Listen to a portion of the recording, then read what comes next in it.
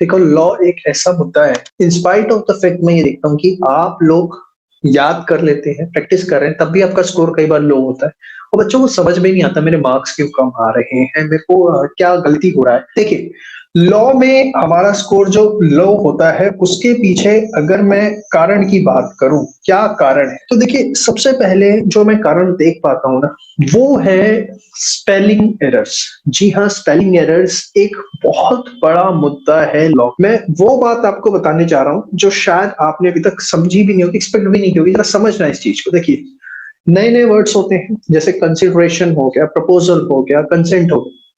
तो जिन बच्चों की इंग्लिश अच्छी है उनको कोई दिक्कत नहीं होती, लेकिन जिन बच्चों की इंग्लिश ठीक नहीं है वो उसे बनाकर लिखने की कोशिश करते हैं, वहां पर जो है एक स्पेलिंग एरर्स देखने को मिलते हैं। अब स्पेलिंग एरर से होता क्या है, ये कोई first second class third class का पेपर नहीं है। टीचर जो है आपको ऐसे क्रॉस करेगा और उस पर लिखेगा राइट स्पेलिंग ऐसे नहीं।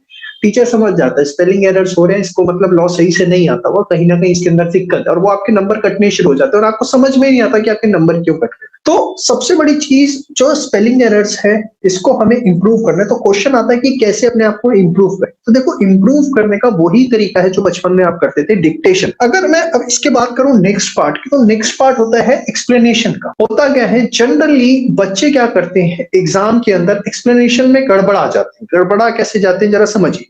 गड़बड़ा वो दो जगह जाते हैं, या तो वो कम एक्सप्लेनेशन दे देते हैं या वो ज्यादा एक्सप्लेनेशन दे देते हैं, टू द पॉइंट एक्सप्लेनेशन नहीं देते। अब ये टू द पॉइंट एक्सप्लेनेशन कैसे देनी होती है, कब देनी होती है, उस पर भी मैं बात करता हूं। उससे पहले कम एक्सप्लेनेशन देने से या ज्यादा एक्सप्लेनेशन देने से क्या फर्क पड़ता है, आप इसको समझिए। अगर आपने कम एक्सप्लेनेशन दी तो ऑब्वियसली जो क्वेश्चन की रिक्वायरमेंट थी वो इनकम्प्लीट रह गई, वो जो है कंप्लीट नहीं हो पाई। और क्वेश्चन की रिक्वायरमेंट अगर इनकम्प्लीट रह गई, वो आप प्रॉपरली आंसर नहीं कर पाए, तो नंबर नहीं मिले। ज्यादा एक्सप्लेनेशन दे दी तो इसमें क्या दिक्कत है, एक सबसे बड़ा दिक्कत होता है कि ऐसे बच्चों का जो पेपर है वो कभी भी ऑन टाइम कंप्लीट नहीं हो पाता। ये सबसे बड़ा इश्यू रहता है। अगर ऑन टाइम कंप्लीट हो भी गया, आपने जल्दी जल्दी पेपर खत्म कर भी लिया, तो उससे भी बड़ा इश्यू आता है टीचर का थॉट प्रोसेस। टीचर का थॉट प्रोसेस क्या, टीचर को लगता है कि बच्चा कंफ्यूज है, इसे यही नहीं पता लिखना क्या है। तो कई बार आपको ऐसा चक्कर मिल सकता है कि आपने ज्यादा लिख दिया और 5 में से वो आपको 3 साढ़े 3 नंबर दे दे, पूरे नंबर ना दे, क्योंकि टीचर का थॉट प्रोसेस है क्या कि भैया ये कंफ्यूज है, इसको पता ही नहीं कि एग्जैक्टली लिखना क्या है, इसलिए इसने सब कुछ लिख दिया। तो एक बहुत बड़ा रीजन है कि कम लिखना भी नुकसानदायक है, ज्यादा लिखना भी नुकसानदायक। अब प्रॉब्लम ये आता है कि कैसे पता लिखे कि कितना लिखना है। तो उसके लिए मैं आपको एक बहुत अच्छा तरीका बताने जा रहा हूं और बड़ा प्रैक्टिकल अप्रोच, बड़ा प्रैक्टिकल में आप लोगों को बताने जा रहा हूं किस तरीके से आपको ये डिसाइड करना चाहिए कि हमें एग्जाम के अंदर एग्जैक्टली लिखना कितना है। तो देखिए, इसके लिए क्या करिए, आप सबसे पहले क्वेश्चन को तो केयरफुली पढ़ना है, उसके हिसाब से आंसर करना है। ये बड़ा देसी आंसर मैंने आपको दे दिया, शायद कोई भी आपको यही देता, लेकिन मैं आपको इसका वे आउट भी बता रहा हूं कि अकॉर्डिंगली जो मैं लिख रहा हूं कि आंसर करना है वो कैसे। सबसे बढ़िया तरीका है आईसीआई के सजेस्टेड आंसर्स जो है वो आप पढ़ें। अब ये क्या है सर, देखिए, जो भी आईसीआई का पेपर होता है, आईसीआई उसका सजेस्टेड आंसर रिलीज करता है, आरटीपी के सजेस्टेड रिलीज करता है। आप पिछले 2 अटेम्प्ट के पेपर उठाइए, उसके सजेस्टेड क्वेश्चन पढ़िए, आंसर पढ़िए कि आंसर ये क्वेश्चन है, ये आंसर है, और बहुत कंसंट्रेशन के साथ, पूरे फोकस के साथ जो है आपको उसको पढ़ना है। तो आपको समझ में आएगा कि किस क्वेश्चन में क्या लिखना है।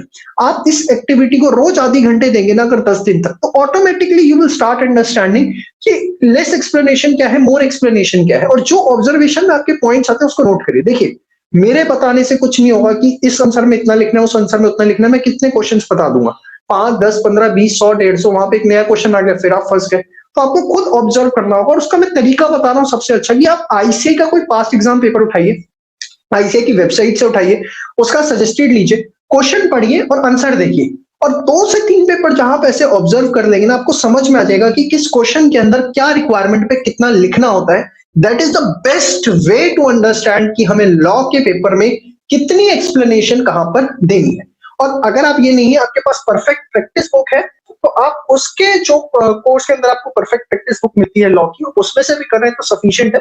क्योंकि मोस्टली हमने कोशिश की कि आपको आईसीए के सजेस्टेड जो है वो ही दे और आप किसी भी प्रकार की दिक्कत ना आए। तो अगर आपके पास ये कोर्स है तो मत घबराइए, लेकिन जिसमें नहीं है वो कहीं और से पढ़ रहा है, सेल्फ स्टडी कर रहा है, तो उस बच्चे के लिए मैं एडवाइस दे रहा हूँ कि आईसीए के सजेस्टेड और क्वेश्चन पेपर को एक बार गो थ्रू जरूर करिए, वो आपके लिए बहुत ज्यादा जो है बेनिफिशियल होने वाला।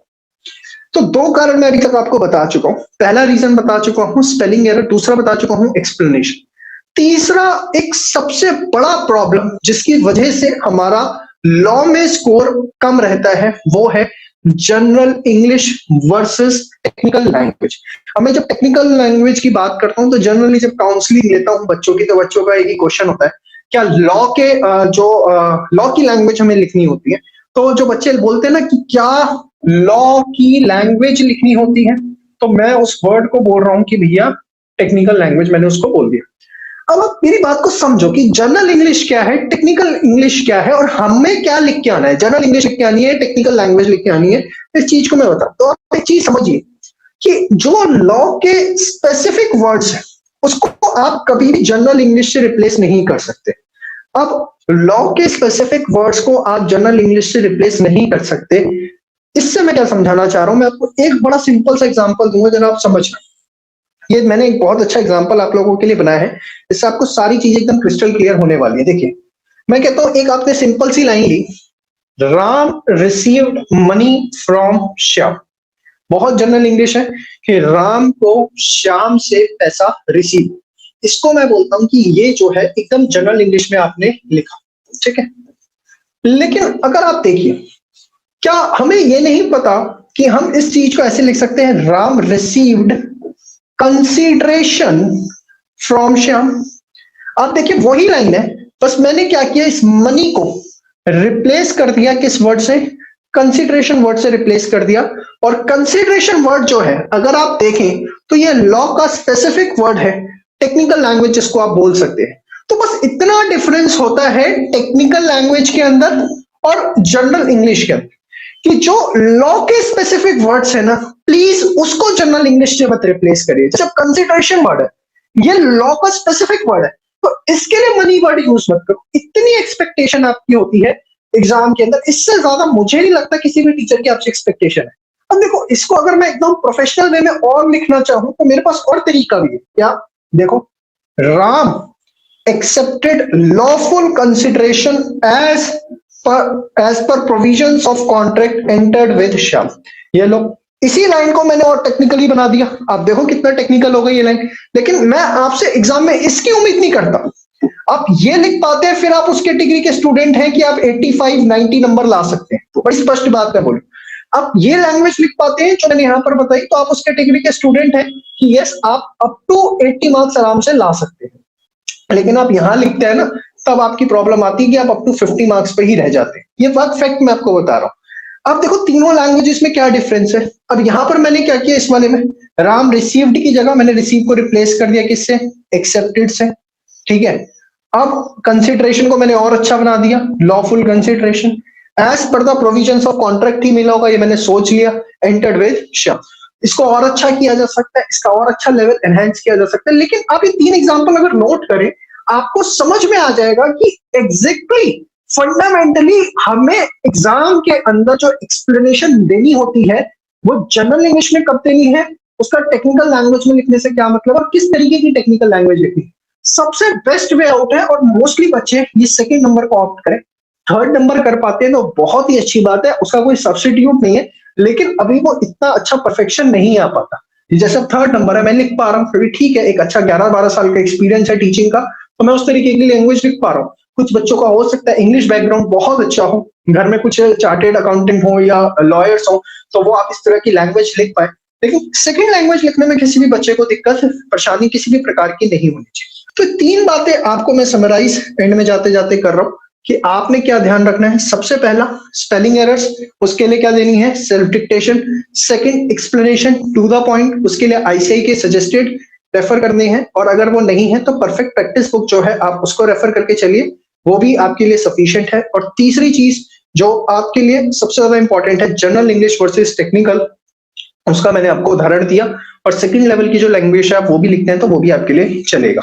तो उम्मीद करता हूं काफी अच्छा आपको आज समझ में आया होगा कि लॉ का जो पेपर होता है उसमें आपका स्कोर लो क्यों रहता है और कहां पर आप उसको एनहांस कर सकते हैं।